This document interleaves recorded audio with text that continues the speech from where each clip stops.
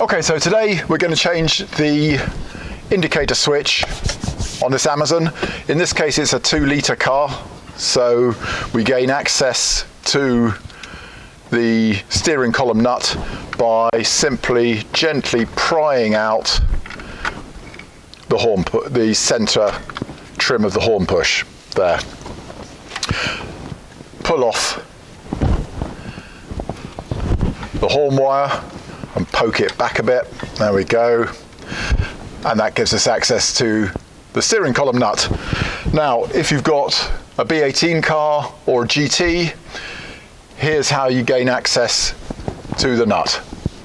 So on the B18 steering wheel, the screws are just here on both sides. So you have to undo that crosshead screw, this crosshead screw, and then